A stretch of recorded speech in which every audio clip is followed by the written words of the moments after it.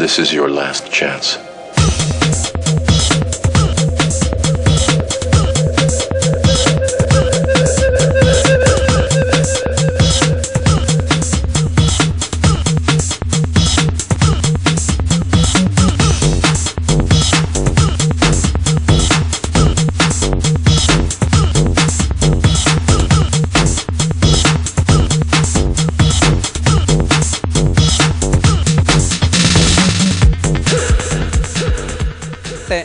Dr. Menjola po. Graduate po ako ng FEU 2001. Ang practice ko, family medicine.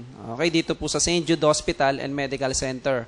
At the same time po, municipal doctor po ako sa isang province sa Quezon. Okay, ganun din po. Ako din po yung may-ari ng First Vita Plus Product Center natin sa Quezon Province. Okay, tanong lang po sa mga nandito. Meron ho ba ditong na-confine na? Na-confine, natulog sa loob ng hospital? Meron ho ba? Nagkasakit na, nalagyan ng swero. Masarap ho ba? Masarap. Di ba? I-rounds ka ng doktor, ng nurse, bibistahin ka ng mga kamag-anak mo, dadalang ka ng pagkain kahit bawal sa'yo. Di ba? Kaya lang kalimitan, bago sila umuwi, ina-high blood po sila. Bakit kaya? Dahil sa presyo o sa bill. Di ba nakikita natin sa TV, bawal magkasakit kasi humahal. Okay lang ho ba pag-uusapan natin ngayon, paano tayo makakaiwas sa sakit? Kasi mas mura po yung pag-iwas ng sakit kaysa ho paggamot ng sakit. Okay? Pag-usapan ho natin ng First Vita Plus. May idea ho ba kayo kung ano ang First Vita Plus? Ito po, 5 gulay. Nakita ang problema dito, dumadami yung nagkakasakit agad ng maaga. Okay? Familiar ho ba kayo sa diabetes? High blood. Okay? Yung mga inaatake sa puso ng bata pa. Familiar po tayo doon? Meron ho ba dito mga may mga maintenance? O may mga kakilala na may mga maintenance. Meron ho ba? O maintenance ho sa high blood. Okay, may mga kakilala kayo. Pag sinabi ho bang maintenance sa high blood, sinabihan ho ba kayo ng mga attending doctors nyo na ititigil nyo daw po yung gamot? O hindi? Hindi, tuloy-tuloy. Okay? Pag sinabi ho maintenance sa diabetes, okay, nag-inject ka ng insulin, sinabi ho ba ng doktor mo na ititigil din yung injection sa insulin? O kaya hindi ka na magfa-follow up sa mga attending doctors nyo, o kailangan pa rin natin mag-follow up? Kailangan. Bakit kaya? Pag may maintenance kayo sa high blood, hindi kayo nakainom ng 1 linggo, ano mangyari sa blood pressure nyo? Tataas. Okay? Hindi ka nakapag-inject ng insulin sa diabetes, anong pwede mangyari sa blood sugar level ng katawan nyo? Tataas. Diba? Isipin ho natin, ano ho ba itong mga gamot na to? Gamot na pagagalingin yung sakit nyo? O iiwasan yung komplikasyon ng sakit nyo? Iiwasan yung komplikasyon ng sakit nyo. Okay, so isipin nyo, madami ho bang dialysis center sa panahon ngayon? Madami. Di ba? Bakit kaya madaming dialysis center? Kasi dumami ang nasisira ang kidney. Okay?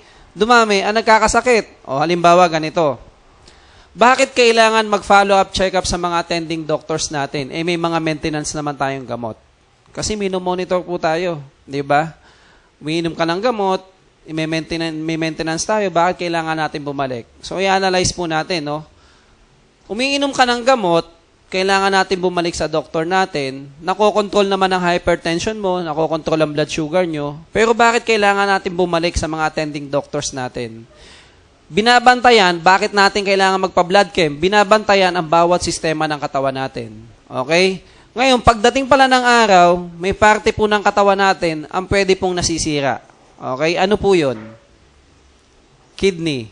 Di ba? At saka atay. Kaya napapansin po natin, natanong natin kanina, dumadami ang dialysis center kasi paikot-ikot. Okay? Familiar po tayo dito. Meron ho bang di pa nakakakain ng tsokolate? O lahat nakakain ng tsokolate? Kahit ho bata, binibigyan natin ng tsokolate. Pag sinabi yung tsokolate, ano kalimitan sakit kasama nito? Diabetes. Okay? Ngayon, ano kaya nakitang problema? Bakit dumadami nagkakasakit agad ng maaga? Di ba? Ang diabetes ubang sakit, saan madalas nakikita? Sa bata ho ba o sa matanda? Sa? Matanda. Tama po yan dati. Okay? Kaya lang tinan nyo ngayon, nakita natin sa magazine, ang sakit na diabetes makita na po, hindi lang sa matanda, kahit sa bata makita. Ang edad po, 3 taon, 4 na taon bata, makita na po natin diabetic. Okay? Minsan po nakakagulat, 2 taon, nakita nyo, naka-maintain po yan, insulin. So napakabata po nun. Kung isipin natin, ano kaya nagiging dahilan? Bakit po dumadami, nagkakasakit agad ng maaga? Dahil po kaya saan? Pagkain. Tama po yan. Hindi po nasusunod ng wasto ang tamang pagkain. Kaya lang, ano ho ba ang wastong pagkain? Okay? Pamilyar po kayo dito sa TV, yung napapanood natin na commercial sa TV. Ano po yan? Commercial po ng gatas. Okay? Ito po yung wastong pagkain. Kakain po tayo ng gulay, 5 hanggang beses bawat araw. Okay? Food pyramid. Pansin mo na sa ilalim, inom ka daw ho ng 8 baso ng tubig hanggang 10 beses bawat araw. Kain po tayo ng gulay, 5 hanggang 6 na beses bawat araw. Gulay sa prutas. Pasin natin nasa taas, maliit po siya. So, ibig sabihin, 1 beses o hanggat maaari, huwag ka na daw kakain. Ano po yan? Maalat, matamis, saka mataba. Okay? Tanong po ganito, lahat ho ba tayo kumakain ng gulay? Palagay ko, lahat naman po kumakain ng gulay, no? 5 beses suba hanggang 6 na beses. Bawat araw natin kinakain ng gulay, araw-araw po. Patas nga po na kamay kung may nakakagawa. Ha? Diba? Isa pa ang tanong, lahat po ba kumakain ng karne? O yung maalat? O 1 beses lang din ho ba bawat araw? Araw-araw 1 beses. Wala din po nagtaas ng kamay. So anong ginawa po natin? Yung 1 beses, gagawin natin 3 beses o kaya 5 beses. Okay, at yung 5 beses, gagawin natin 1 beses. Di ba? Kaya dumadami ang nagkakasakit. Ano yung karne? Umaga.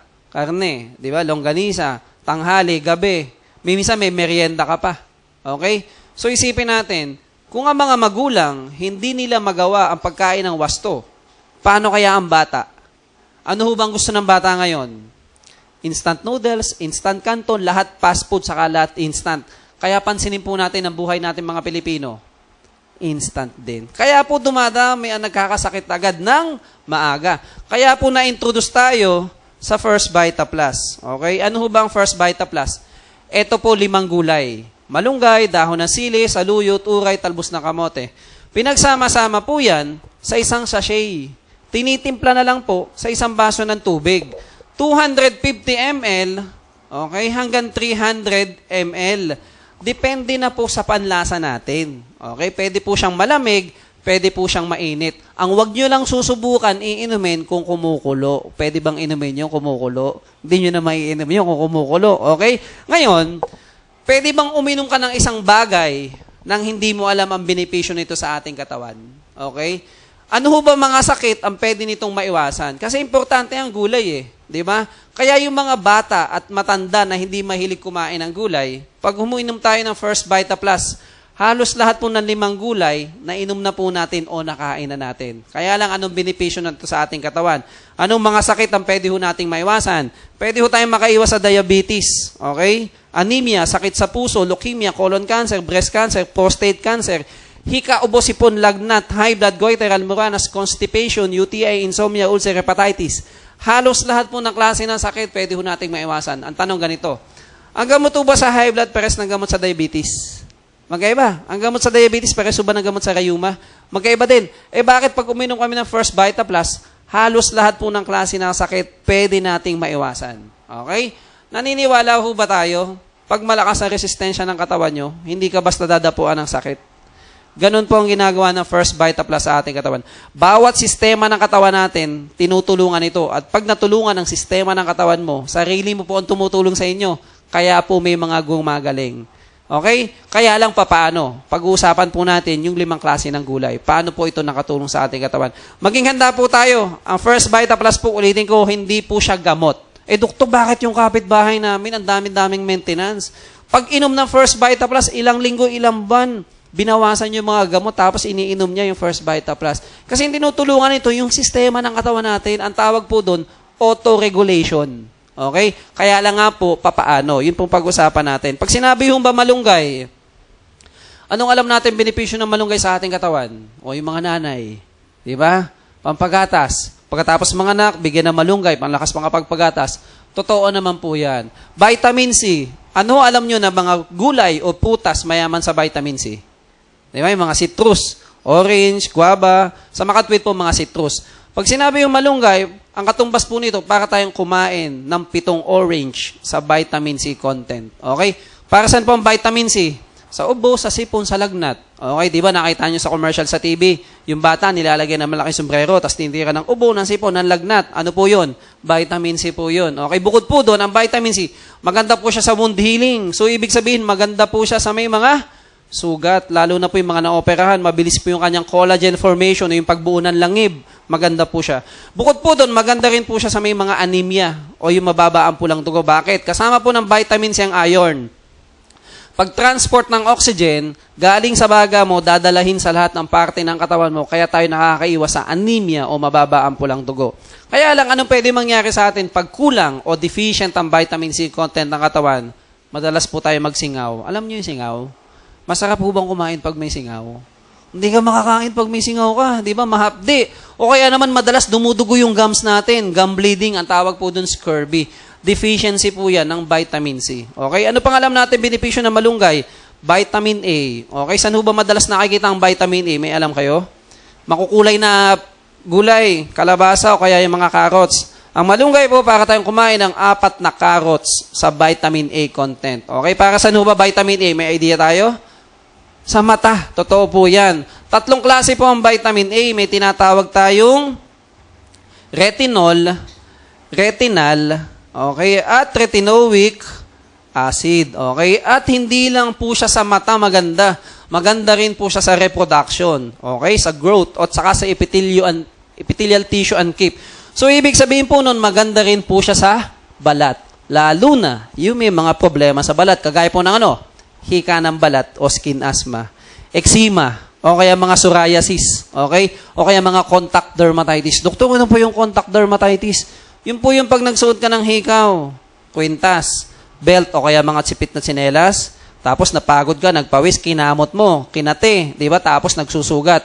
Dermatitis po yung contact dermatitis. Maganda po ang vitamin A doon. O kaya minsan nakapanood kayo ng commercial sa TV, di ba? Sabihin sa TV, retinol, tapos commercial ng babae, yung pampuna sa gabi, bago matulog, pampaganda po ng kutis, vitamin A po yun. Okay?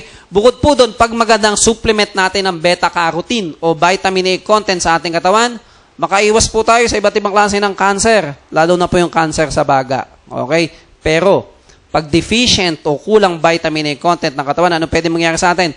Night blindness, kalimitan, malabo ang paningin, lalo na sa hapon. Okay? O kaya naman, madalas mahapdi ang iyong mata kasi kulang ka sa pagluluha. Ang tawag po doon, xerophthalmia. Okay? Sa mga kalalakihan po, special. Pag deficient o kulang ang vitamin A content ng katawan mo, mahirapan ka makapag-produce ng sperm cell. So, ibig sabihin, hindi ka makakabuo. Anong tawag doon? Anong tawag doon? Baog. Okay? Deficiency po yan ng vitamin A. Okay? So, mahirapan makapag-produce ng sperm cell. Okay? Ano pang alam natin benepisyo ng malunggay? Calcium. Nakarinig na po tayo ng calcium. Para saan ho ba ang calcium? Sa buto. Di ba sabi sa TV, inom daw po tayo ng 2 baso ng gatas. Maglalakad po tayo ng 10,000 step. Lalo na mga kababaihan pag nagkakaedad para makaiwas saan? Osteoporosis. Okay, ang First Vita Plus po, para kang uminom na 4 na baso ng gatas sa calcium content o 1 litro ng gatas sa calcium content. Napakaganda po nating i-supplement ito daily. Okay? Bakit yung mga anak natin, yung mga bata, hanggat bata, painumin daw po muna natin ng gatas bago matulog. Okay? Kasi pagdating mo ng 21 years old pataas, continuous na po ang pagtatapon ng ating calcium sa ating kidney. Okay? Kaya nga minsan yung mga kababaihan nagsusupplement o kaya mga naman magpipil sila para makatulong sa kanilang bone structure. Okay? Ano pang alam natin benepisyo ng malunggay? Nakarinig na po tayo ng potassium. Okay? Saan ho ba madalas nakikita ang potassium? Nakirinig natin? Sa saging. Okay? Ang malunggay po, para po tayong kumain ng 3 saging sa potassium content. Okay? Para saan po ang potassium? Para po siya sa muscle. Diba? Yung mga nangingimay ang kamay, namamadhin ang katawan, sumasakit ang dibdib, chinecheck po ang potassium niyan. Okay? Halimbawa, ganito. Normally, ang potassium level ng katawan natin, 3.5 hanggang 5.5. Depende na po sa ospital natin. Okay? Halimbawa, masama po kasing mapasobrang baba at mapasobrang taas ang potassium level ng katawan mo. Okay? Halimbawa, 1.5 ang level ng potassium ng katawan mo. kailangan po naka-admit po tayo sa ICU. Okay? Wala po tayo sa ordinaryong kwarto. Bakit? Masamang mapasobrang baba kasi pwedeng atakihin sa puso. Ang tawag po doon, arrhythmia. Secondary saan? Hypokalemia o mababa ang potassium level ng katawan. Okay? At ang naigagalaw mo lang doon, yung mukha mo at mata. Okay? Yung buong katawan mo, halos nakaparalyze po yan kasi affected ang muscle. Okay? Kung halimbawa naman, umabot ka ng 2.9, okay? O kaya mga 3.1, kita mo yan, nakakapaglakad po sila. Pero sila po yung ika-ika. Okay? Sobrang sakit ng binti nila. Sila po minsan yung naglalakad, tapos biglang natutumba. Tapos punta ng ospital, chinek ang potassium, sobrang baba o mababa ang potassium. Okay? Ngayon, ang kagandahan sa atin, para tayong kumain ng 3 saging sa potassium content. Okay? Masama din po na mapasobrang taas ang potassium level ng katawan mo. Okay? Kasi pwede ka rin naman sobrang taas, pwede ka rin atakihin sa puso. Isa din po siya pwedeng gamitin sa lethal injection. Di ba? So, pwedeng atakihin sa puso pag napasobra ang bigay nun. Ang tawag din po doon, arrhythmia. Okay? Ang isang kagandahan sa potassium, nakatulong po ito pampababa ng blood pressure. Kasi diuretics po siya. So, ibig sabihin ng diuretics, nakatulong pampaihi, kaya nakatulong pampababa ng blood pressure. Okay? May nagtanong, Doktor, ibig sabihin ho ba, pag ikaw ihi ng ihi, bumababa ang blood pressure mo? Okay? Hindi po lahat ganon. Okay? Pag high blood ho ba kayo, sinabihan kayo ng mga doktor nyo na bawal kayong kumain, okay, ng maalat, no salt, saka no fat. Sinabi ho bang ganyan? O, sino ba may kakilala ditong may high blood? Pag may high blood ba, sinabi na huwag kang kakain ng maalat, huwag kang kakain ng mataba. Sinabi ho bang ganon? O ang sinabi sa inyo, bawasan mo daw yung maalat, okay, at bawasan ang mataba. Okay, ganito po yung sodium chloride. Yun pa yung alat. Sinabi ho bang ganon? Ano yung tama? Bawas o bawal? Bawasan. Kasi hindi bawal yan. Kasi nandun sa food pyramid kanina, di ba? Ang alat, tamis sa taba, hanggat maaari, isang beses lang natin kakainin. Bawat araw. Kaya kahina, high blood, anong ginagawa natin? 3-5 beses natin kinakain ang alat. So, ibig sabihin, pag may sumabrang alat sa katawan mo, dyan po nag-uumpisa ang hypertension. Okay? Ang ginagawa po ng potassium, yung sobrang alat ng katawan mo, yan po yung kinukuha at iniihi natin. Okay? Sino ba dito naka-experience? Pag inom ng First Vita Plus, ihi sila ng ihi. Okay? Yung mga unang linggo, iihi ng ihi. Kasi diuretics po yan. Tinatanggal yung mga sobrang alat ng katawan mo, kaya nakatulong din ito pampababa ng blood pressure. Okay? Minsan may nagtanong ulit, Doktor, bakit ganon? Pag inom ko ng First Vita Plus, ang himbing-himbing ng tulog ko. Okay, may naka-experience pa dito ng ganon? Pag inom ng First Vita Plus, ang sarap-sarap matulog. Okay, meron, di ba? Paano kaya namin ipapaliwanag yun? Lalo na kung ang trabaho ng mga kaibigan ko sa call center, di gabi. Baka mamaya matulog buong gabi. Okay? Ang potassium po, may pinanggagalingan. Okay? Ang pinanggagalingan po ng potassium, ang tawag, isang neurotransmitter agent, ang tawag po doon, serotonin. Siya po yung ating mood regulator. Okay? Ibig sabihin po ng mood regulator, siya po nag-a-adjust ng mood natin. Okay? Kaya po tayo nare-relax pag umiinom ng First Vita Plus. Okay? Sino ba nakaka-experience dito? Pag umiinom ng First Vita Plus, para pong ang sarap-sarap ng pakiramdam. Meron ho ba? Na-experience po natin, parang sarap ng pakiramdam, di ba? Kasi meron po tayong mood regulator, nag-a-adjust ng ating mood. Sino ba dito umiinom ng First Vita Plus? Pag umiinom ng First Vita Plus, umiinit ang ulo. Meron ba? Wala, no? Kasi meron po tayong mood regulator, okay? Nag-a-adjust ng ating mood, okay? Para mas madali po nating maintindihan, ano ba to? I-relate po natin sa actual na nangyayari sa atin. Ano po ba sa atin yung masarap kainin? Yung medyo tumutunog. Ha? Ano yon? Chicken Joy, buko doon. Yung pag kumakain, tumutunog yung balat. Ha? Lechon. Lechon, di ba? Masarap po ba yun? Masarap, di ba? Lechon. Pag kumain tayo ng lechon, at napasarap ang kain natin, di ba minsan masarap kumain? Busog na busog ka. Pag busog na busog ka, sino po dito naka-experience, inaantok? Ha? Pag busog na busog. Inaantok tayo pag busog na busog, di ba? Bakit? Di ba? Kaya lang bawal daw matulog pag busog na busog. Bakit kaya? Kasi, na-stimulate ang serotonin, kaya tayo inaantok. Di ba, sabihin ng brain mo, pagkatapos kumain, magigising yung serotonin, sabihin sa'yo, antokin ka. Kaya lang, bawal daw matulog. Bakit? Kasi, baka, bangungutin. Di ba? Pamilya kayo itong mga 2001, meron pong artista na matay sa Palawan kasi binangungot daw. Nabalitaan niyo yun? Sino yun? Si Rico yan. Okay. Anong panahon yun? Mga 2001 yun no? Oh. Anong buwan? Pamilya kayo sa buwan? Ha? Di ba? Ano yun? Holy Week. Holy Week, di ba? Mga March, April. Okay? Mga March, April. Ano binanggit ko sa inyo kanina? 2001, graduate po ako ng pagdodoktor ko. Ano ho ba pag sinabing March, April? Ano ho ba yan? First prelim, second prelim, finals. Final. So, ibig sabihin, examination period. So, nag-aaral po kami noon. Hinanap namin kung anong dahilan. Okay? May idea ho ba kayo gaano katagal pag-aaral ng medicine? Ha? 10 years. Diba? So, bilangin kaya natin, no? Elementary, ilang taon? 6 na taon. Pag nag-high school ka, pag nag-college ka, graduate ka na ng college. So, kailangan ko na mag-aaral ng pagme-medicine. So, aral ka ulit, 4 na taon. Graduate na ako pagdodoktor ko. Di ba? May diploma na ako, kaso wala pa akong lisensya. Kailangan ko ngayon mag-board exam. So, the another. Plus, 1 year. Okay? May lisensya na ako ngayon, di ba? Pasado na ako ng board exam, kaso hindi pa ako marunong maggamot. Kailangan ko pa mag-aral. Gusto kong pag-aralan, yung bang matatanda pag nagkakasakit, di ba? Alam niyo yun? Internist. Gusto ko mag-internist o kaya gusto ko mag-pedya yung sa bata. Aral ulit tayo. Plus, 3 years. Okay? Ang gusto ko, doktor, yung bang puso ng matanda at saka yung puso ng bata ang pag